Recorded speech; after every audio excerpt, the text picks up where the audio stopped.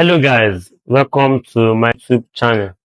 So this YouTube channel is created specifically to help students who are studying political science in the university. So subsequent time, I'll bring in some of my boss in political science, bring some of my other gurus like me who have a vast knowledge in political science. So we'll be teaching you guys about political science. So today we'll be doing 101, which is Introduction to Political Science.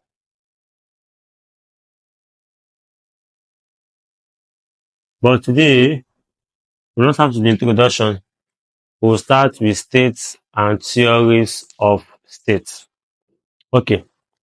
Now, in understanding this topic now, there are some basic elements we have to know.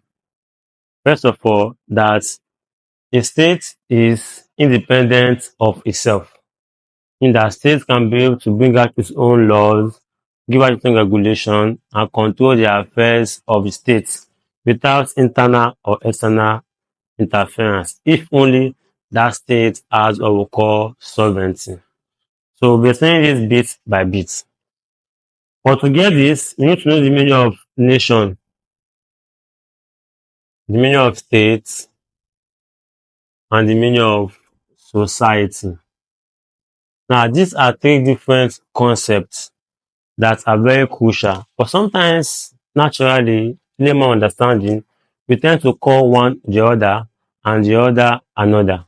But here in this class, I'm going to break it down for you guys for you to know the meaning of nation, the meaning of state, and the meaning of society. So to get this done, I want to talk about a state now. Let me put it here. We have homogeneous. Talk about a state. We have heterogeneous. Then here too, we're also going to have heterogeneous or homogeneous or combination of the two.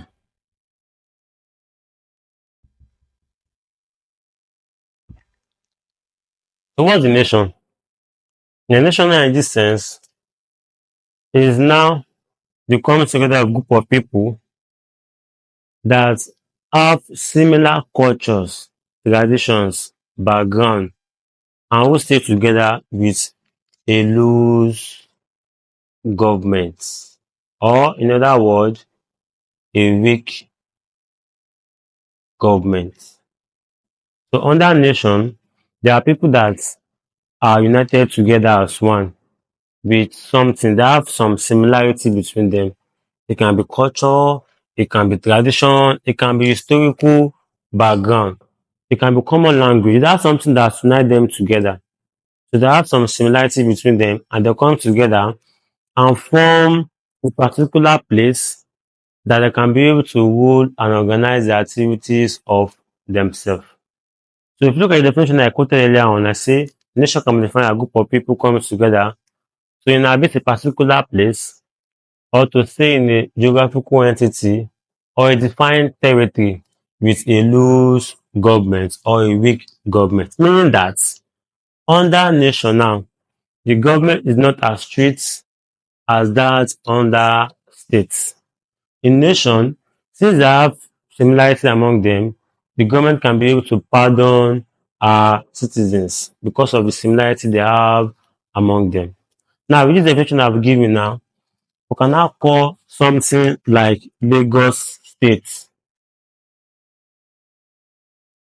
in government, in political science, to become a nation. Because Lagos State initially is inhabited majorly by the Yoruba tribe. So there are people that come together to form a particular government to rule them and control the affairs of the country while using their own constitution. That's going to come from their customs and tradition. So if we go to our villages that we all came from, Abia, Imo, Ondo, Oshu, all these people they also have rules and regulation.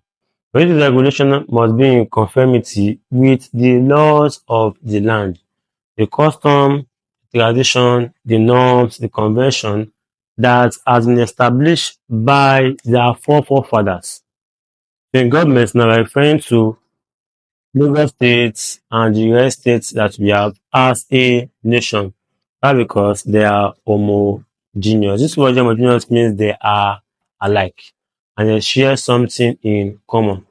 The other nation now, they have a strong sense of belonging than the state because in nation, if my brother is feeling pain, I too be what feeling pain because we are from the same place. We have the same similarity, the same familiarity, and we all share same historical background. Now back to the main man here, states. We'll talk about the states now. Now, a state now deals with people who also come together to stay in a particular place, but with a defined and strong government. So over here now, the government here is strong and it is well defined. We have a well defined government. So yeah, they have a strong body that gives out the constitution, the laws of the land, that interpret the law, that also what executes the law. If the person now tends to disobey the law, the person will be what punished according to the law. So it means that if we break any law under states, now things are not alike. There are people who come together with different background, culture, custom, tradition, historical background, and all come together with a common agreement, which is the law of the land, and are written in the constitution. They all come together with a strong government by appointing a leader that will govern the affairs of the country. If anybody breaks the law is stagnant, the law is strict, and the law must fully be obeyed, either by the law makers or the law receivers. Everybody, we are all under the law. As we all know, the principle of the rule of law states that nobody is above the law. So under states, we are all entitled, we are all mandated, we are all expected to abide with the laws that have been written and codified in the constitution. Now that's for a state. It's a political organization or political body of people staying in a particular place with a well-defined government or with a strong government or with a government that does not accept disobedience from our citizens.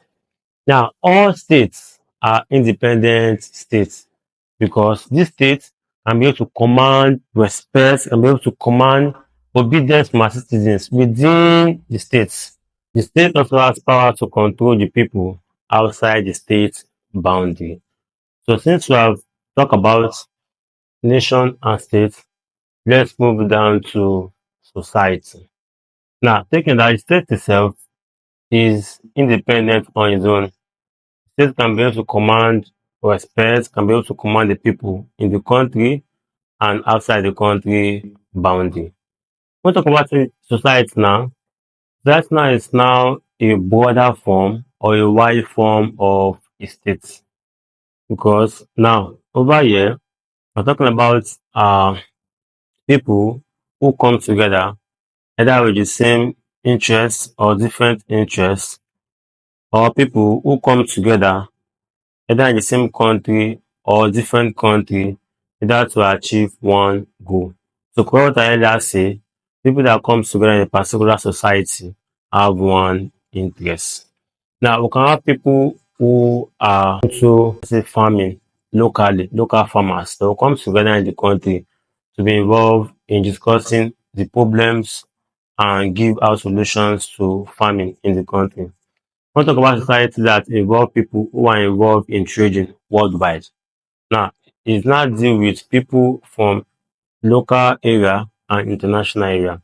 Now, society now is not the form of association or relationship that is between people who come together having similar interests in order to achieve a certain goal or aim.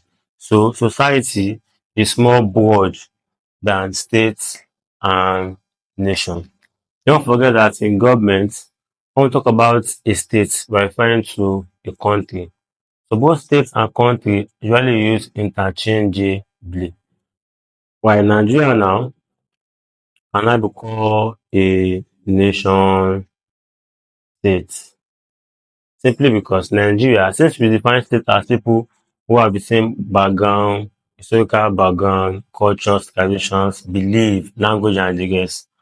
Now, in Nigeria, we have more than 360 ethnic groups in Nigeria. So these people all come together to get down into one stable and recognized government that has the monopoly to control the people and command obedience from the people. All these people come together to give the states, the government legitimacy in order to rule over them. So while explaining this topic, I forget to add something prominent in this topic, and that is state features, or in other words, call it state characteristics, those things that made up or form a state. Now, in all definition of state that anyone will give to you, they must have all these features as part of the features of a state. So the first one here is government.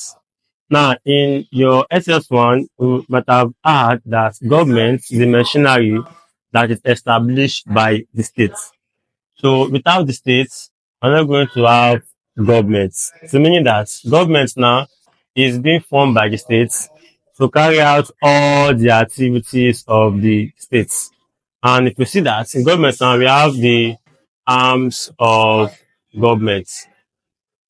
So these bodies are the bodies that carry out all government activities, and they are the executive, legislative, and judiciary. In all levels of government in the country, we have governments and the arms of governments carrying out all these duties. So government itself is one of the most important feature of a state. Why? Because without government, there will not be laws in the country. Without government, there will not be orderliness in the country. Without government, people are going to live in a state of anarchy. So government is very, very crucial, and it's an important part of a state's future. So we have sovereignty. Now, sovereignty was propounded by a French philosopher who was called Jean Bodin. So Jean Bodin was the man that brought out the idea of sovereignty. And sovereignty means the supreme power and authority of the state to make laws and implement such law without any form of external or internal interference. Meaning that if a state now is an independent state, such state can be able to carry out rules and regulations in the state without any form of interference, either from outside or inside. So that's sovereignty. So all independent states are sovereign states, meaning that they can be able to carry out rules and regulations in the states without any form of control. And we have permanence. Now, if you look at our country, Nigeria, it has been in existence for quite some time now. So we are going to come, we are going to die, and yet the state will still remain a state. It is the words a permanent future. It does not change. We can only depreciate, but the state itself does not change. It remains permanent forever and ever. And we have defined territory. This can be a place. So Nigeria as a state now has a defined boundary that separates it from other states. So it means that all states have a defined territory, a place where people come together and abode or inhabit in a particular place. So all states has boundaries that separate them from other states. So defined territory, or we also call it geographical entity, they are both same. They are the same thing. So they are both important feature of a state and population. So this involve people that come together in a defined place to inhabit a place that has the words a government. So population deals with number of people that come together in a particular place to live under a defined government. Now, since we have all this in mind, sometimes we can also have monopoly use of force. So the states can also be able to make use of force to make sure that the people abide with the rules and regulation of the country. I will tell this now. We can move to define a state. Let's do it. So states can be defined as group of people who come together in a defined territory or geographical entity with an organized government. Have an organized government that to have absolute power and authority to be able to carry out all government activities. At the same time too, they can also be able to use the use of force and power to command respect from the people. So these are the features of the state, and I will see you guys in the next video.